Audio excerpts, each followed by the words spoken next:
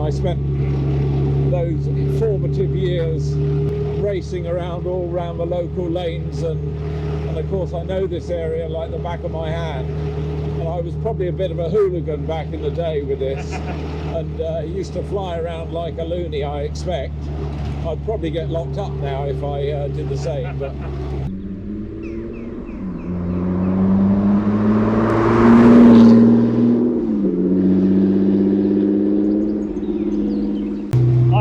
welcome to Nightfall Drives. Doug here, and today Nick has kindly brought along his 1959 Series 1 Lotus 7.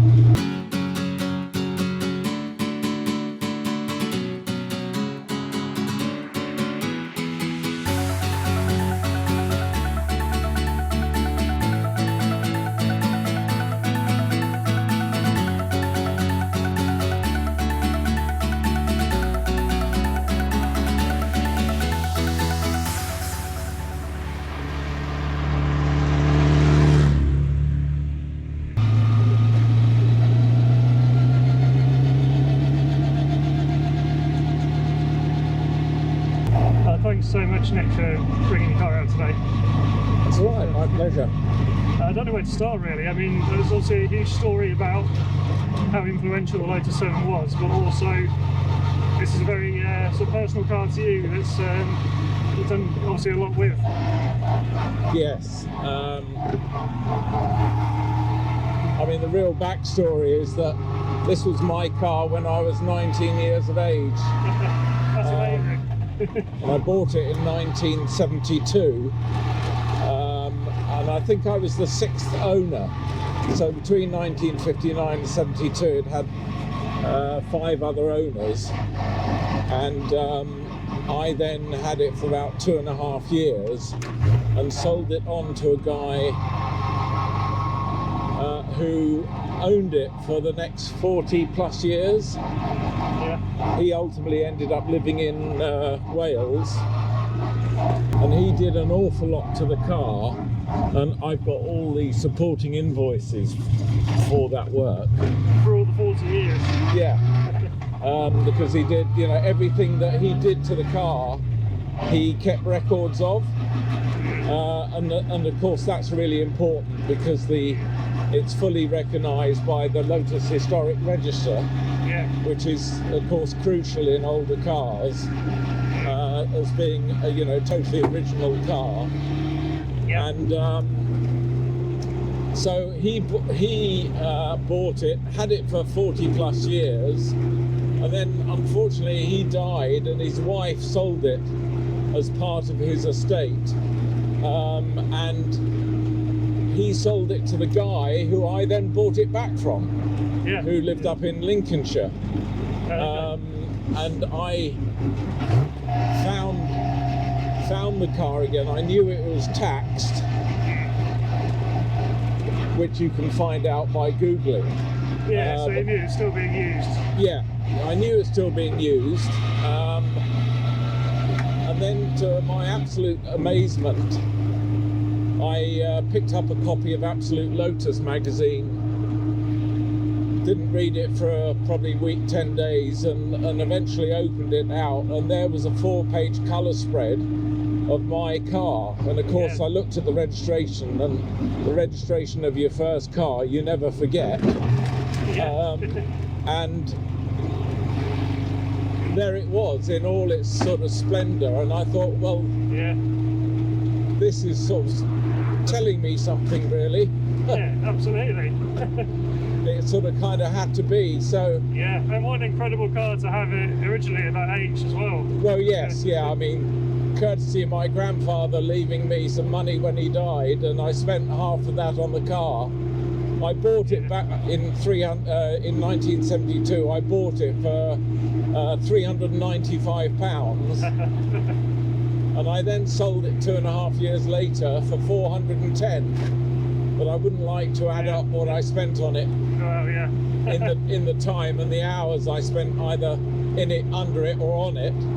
Yeah. But it is one of those cars that you do a lot. Everyone seems to do it themselves. It's easy to work on, and Yes, I guess you learned a lot from it at the time. And because I've got sort of so much knowledge and I've always been into cars, most of what you're doing is comes naturally, and it's unlike the modern day car where you need diagnostic machines to work on them. These are just very straightforward. And there's less to go wrong. Not that they do not go wrong, but there's certainly less to have a problem with if there is a problem.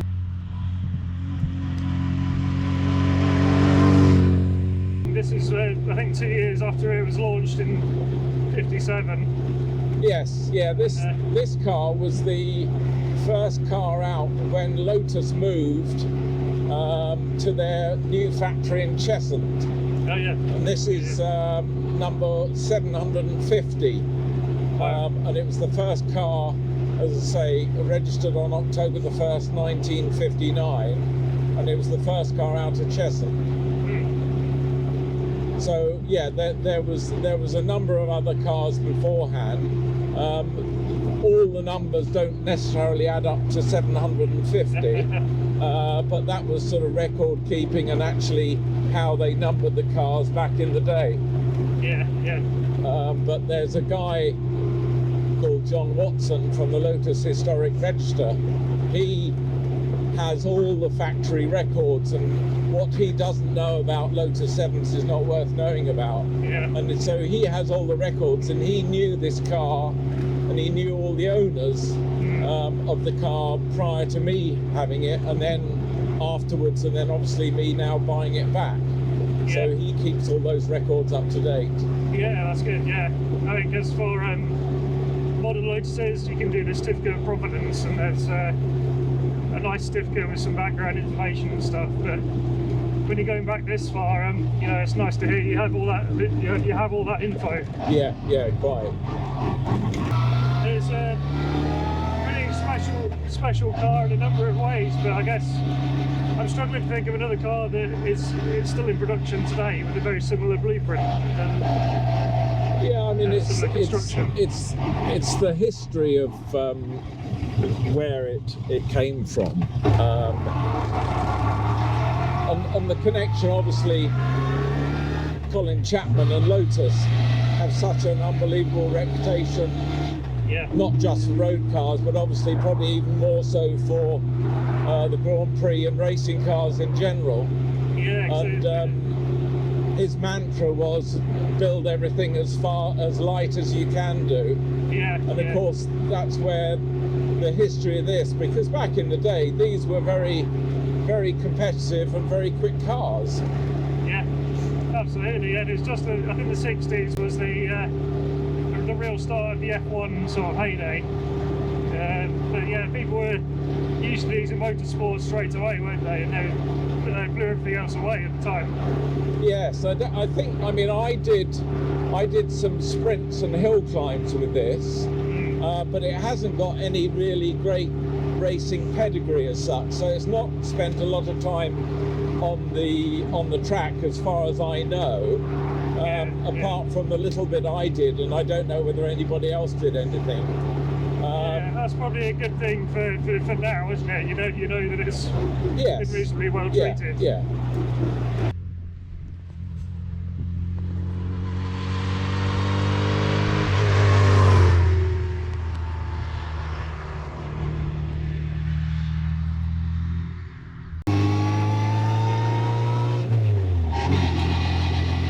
Such a good noise. What's the engine? This is a 1275 BMC engine. It's was worked on by Ocelli, who are still around, still doing engines. And because I only bought this back in April this year, and the sort of the other side of where I'm busy, I'm currently 70% of the way through, or 75% of the way through, building a 1965 Series 2 Lotus 7. And because I don't want to lose my, if you like, my focus on that one, I haven't really done any work to this, but the dashboard needs doing, and the wheels aren't terribly straight, so There's quite a few things that I want to check all the bushes and do a lot of work on this in due course. Yeah. But the good thing is it's a fully working model, and nothing I have to do right now. It's just the hit list of what I want to do. Yeah, it's a rolling restoration. Yes, in a way. exactly. But, it doesn't sound like it needs that much, but it's driving really well. You said about the straight cut gears. I assume it's a 4-speed. Yes. Box. Yeah. There you go. When you go into third.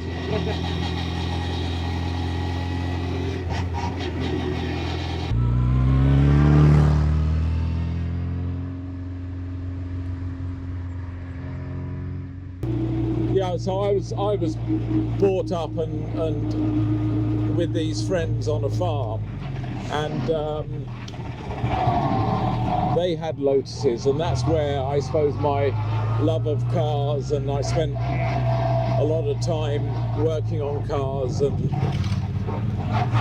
then bought this for the first time, and spent so much time working on it.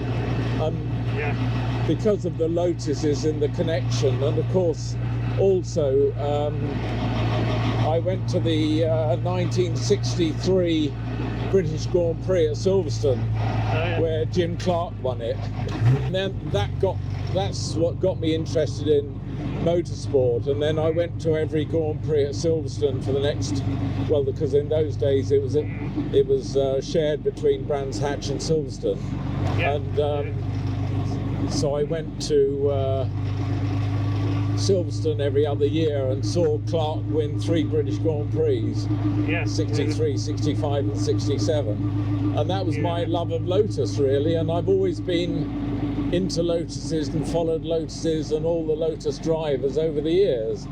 And of course all the cars. And having spent time on the original, going around in an original Lotus Elite, plus a Lands, plus 2 S130s, and all sorts of bits and pieces like that. And it was just sort of the Lotus brand was inbred into me, really, I suppose. Yeah, that period there, it was a very special time for them, and huge amount of success, as you say. Have you done the classic factory tour? Yes, I have. Yes. Yeah, I did that a couple of years ago. And one of the guys there was a guy called Bob Dance, who was one of the Jim Clark's mechanics back in the day, and he was there when we were going round the classic Lotus, and the collection is just unbelievable. It's just so superb, everything they've got there and the way it's displayed. I went there last summer in my Evora. Oh, did you? Yes. I went across there with my dad, and it's an amazing collection. And the guy running the tour was called Richard, and he's been a Lotus guy for a long time as well. So you get people who invested in the brand, and he got a bit emotional about the Jim Clark car that's there. Yeah. Which is not surprising given how much it meant to people. Yeah, because it's only a few weeks ago that I actually was having a header tank fabricated for my Series 2, which I'm building, and I went up to a company called Alpha Fabrications up in just outside Northampton way, and I walked in there. I'd driven up in the Emira, walked in there, and the receptionist lady, who's obviously very knowledgeable, saw me in the Lotus, and she said, "Oh, you're obviously into your Lotuses with the bit we're making for you as well. Come out the back and I'll show you what we've got." And lo and behold, she walked me through the workshops, and there was a Lotus 25 ex-Jim Clark car that they were just doing some work on the exhausts before it went to the Silverstone Classic to race. Oh wow! So that was fantastic, and of course that's such an iconic car. Yeah, the 25. Yeah. In the green and the yellow. Yeah, absolutely. Yes. Yeah, lovely. And this is a bit of a special video for me as well, with for three reasons, I guess, given this is the great-grandfather of the Evora in a way. And then the second reason, I had a Tiger kit car, Okay. 6, so Yeah. obviously, I don't know what you want to call it, a copy or a knockoff of inspired by this. That's all right. And I think there's a photo of me in that from getting on for 20 years ago now in a sheepskin coat. It's a terrible photo, but try and pick that out. It goes so well. And the third reason is thanks to you, Nick. Now I've done a video on a car every decade from the 40s to now. Yeah. This ticks the 50s box. That's nice. Yeah.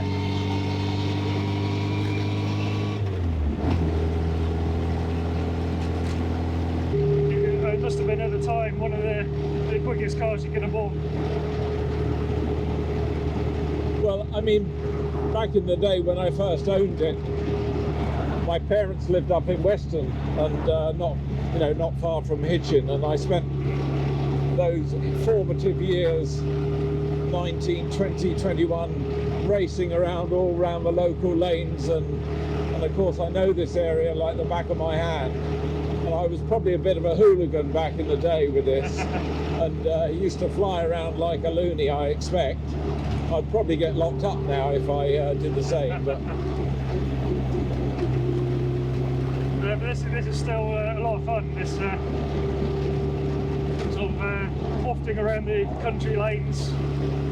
yes, and you get a lot of people, and it actually brings a smile to their face.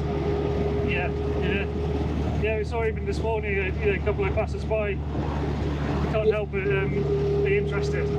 Yes, I was going up towards, on the way to Rickmansworth and up through Luton on the dual carriageway, and a car came past me, and it slowed down, and then the next thing I know, there was a guy with a mobile phone taking a video of me leaning out of the back window. Well, you don't see these every day, but there is a good community of people that still use them. And I think I've seen pictures online of somebody going to the Le Mans Classic, I think in a similar chrome 7.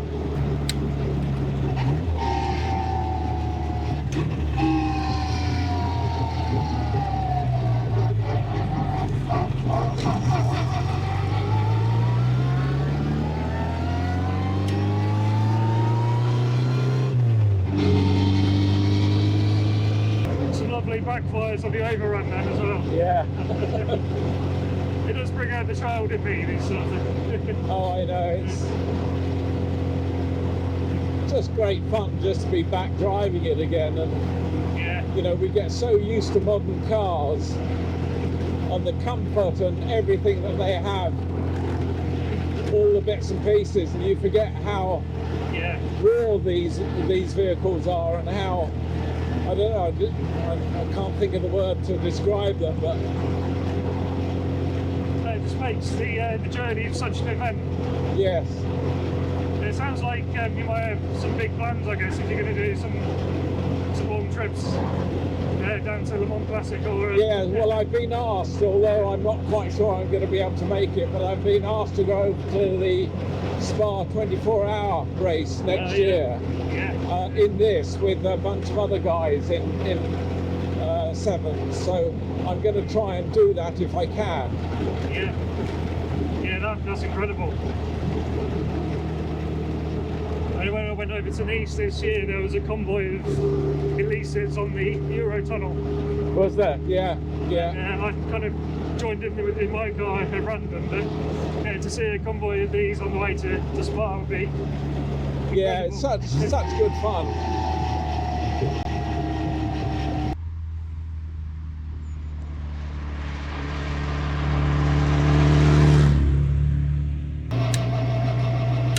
I suppose were they retrofitted indicators, or were they? No, they're original. I mean, it's the same as the gear lever. Yeah. I put that gear lever on myself when I owned it. back in '72, and wow. it's still on the car. So you know, just little things like that is really good. Yeah, that's and great. this dashboard actually is not right, and I want to put it right.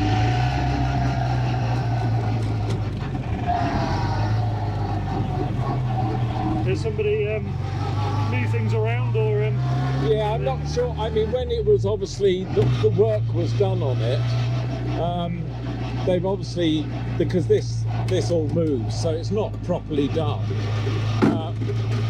which surprises me, because I thought, you know, they've done so much good stuff to the car, and yet this dashboard isn't right. And this guy John Watson, who runs the historic register, he gave me a book that he's done specifically on the Series 1 7, and that he knows all there is to know, and he's got illustrations, and he passes over the information of every instrument, where it should be, and so on. So I'm going to make sure that the dashboard is back to how it should be, or how it would have come out of the factory. Yeah. And it will be a red, sort of similar to the Lamy plate dash that the Series 2 had, which I've got on the car I'm building. Okay. So you're going for this kind of originality and getting. I mean, it's still obviously usable, as you say, but it's nice to get it back in the shape it should yes. be. I just want it to. I want to keep it as original as I can do without being too anal about it. Yeah. And I mean, you know, you're talking about this is the great grandfather of your Evora. And then you look at the Emira, although it's a shame in some respects that it's now owned by the Chinese, but having said that, they are investing back into the brand, and now that they've produced the Emira and the Elytra, but the Evora was, in my opinion, the last real Lotus. In its guise as the old company, probably. Let's go. We'll head towards Discolicious now for a coffee, shall we? Yeah, sure. Yeah, it's nice to hear the, you know, you see the Evora in that way. So I guess the Emira, I see it's quite closely related, but it was, as you say, after the change of ownership.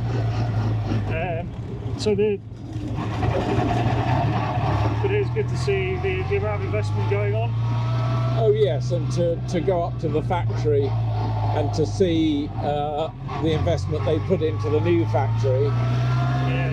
And I think the Emira is still keeping the same ethos of Lotus, which I think is important. Yeah. And to think that this, you know, was well, you had obviously the Lotus 6 before the 7, and various different Lotus models.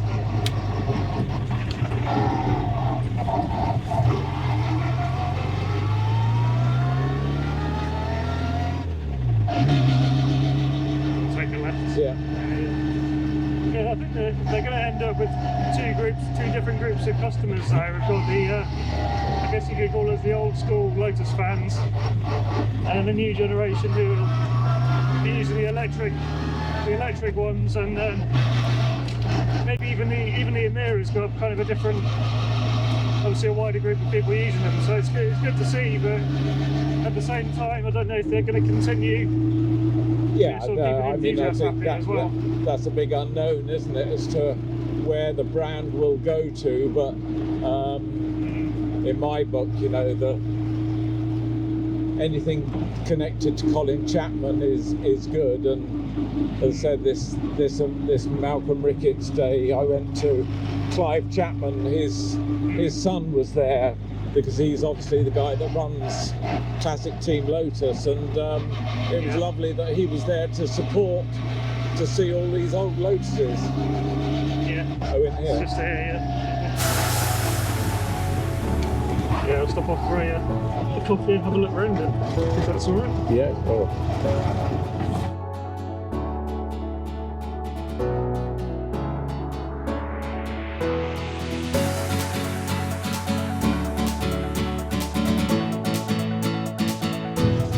Yeah, that's very good.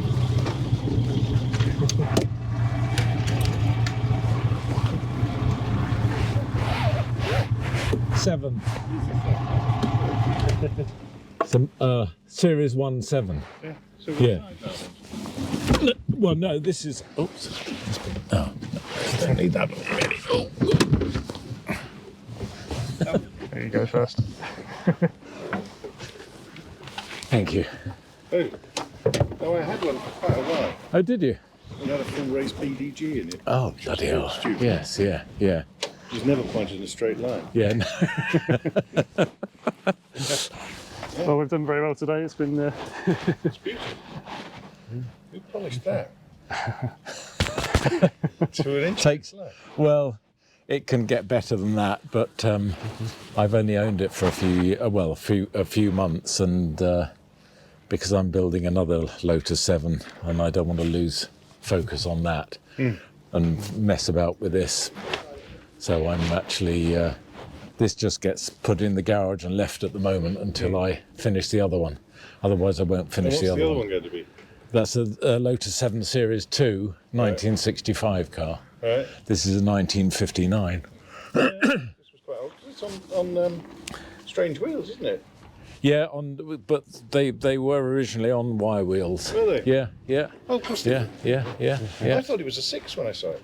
I do love those rear wings, much better than the modern ones, aren't they? Yeah, oh yes. Yeah, it's a beautiful shape, isn't it? Yeah. I had a mate who always used to call them prams. You put the roof up. Pram-like. Yeah, I know what you mean. We're making a video today. Oh, you? Yeah. Yeah, we're doing. I can give you a card actually, so you can see the outcome. Gosh. I was going to show you one of my videos if you're not careful. If you're happy, I could include this bit in it, so the cameras are still going. Oh, I see. That doesn't matter to me. I spent my last 30 years teaching people to drive sideways. Did you? Yeah. Was that one of the rally schools, or? No. It wasn't even. Yeah, I'll get you a card.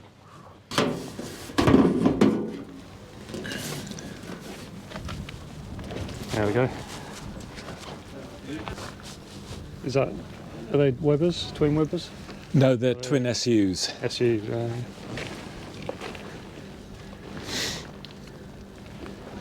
And Aselli, who did the engine back in the day, they used to do a lot of mini racing engines, so they're quite well known for that kind of work. Yeah, for some reason the green colour is feeling familiar from those sort of engines I've seen. Yeah. And then what's the gearbox? The gearbox is just, because obviously this is what would have been a Mini, but this is a standard BMC A series gearbox. Oh yeah.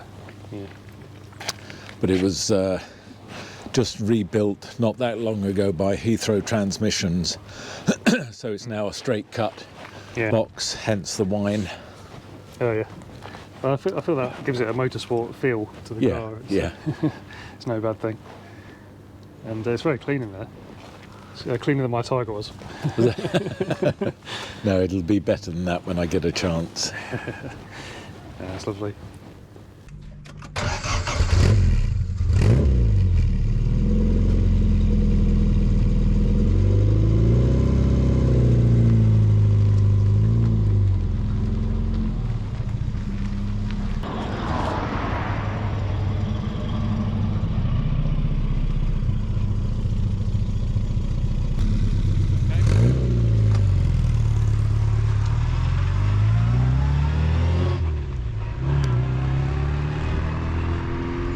How do you find the brakes? Not brilliant. You have to step on them, but because it's so light, you don't tend to have a problem with them. Yeah. I mean, again, when I get a chance, I will strip them all down and make sure, probably put new pads, or not new pads, new brake pads, or brake shoes, should I say, not pads. So being all drum brakes. I suppose with maybe you can get better materials in the brake pads these days as well. Yeah, that's it. I mean, you don't need any racing pads or anything like that because it would be just too much. Yeah. And do you find other drivers do tend to not see you? I know it's quite a nice bright chrome livery. But, yeah, well, back in the day when I originally had it, it was green with the yellow nose cone. Oh yeah. And I painted that it was all green when I bought it, and I painted the nose cone green because living up in Western, all round the country lanes, you did find that, you know, oh hang on, they didn't see me because I'm low down, I'm green, and I'm merging into the hedgerows.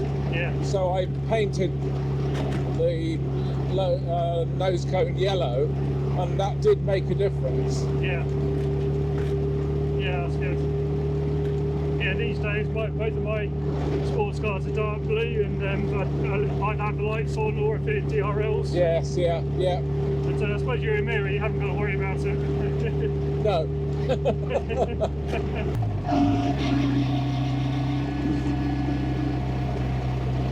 Thank you so much, Dick, for today. It's been an absolute pleasure, and been looking forward to this for a while, and picked a lovely day for it. Thanks so much. No, thank you, Doug. I mean, it's been great fun to do, and I shall look forward to the results, and very happy to do this because it gets the message across that these old cars are worth retaining and keep using them, and they shouldn't be just locked away in a garage or in a museum and not used. So no, it's been a real pleasure to do for you. Thanks. Yeah, that's exactly why I do these videos, just to sort of celebrate the people who keep these things going, and hopefully there's a future with synthetic fuels and stuff like that. So yeah, thanks very much for watching. I hope you've enjoyed it. Please subscribe, more videos to come. If you've got an interesting car and you'd like to star in a video, let me know. Emails in the description. But yeah, thanks again. Cheers.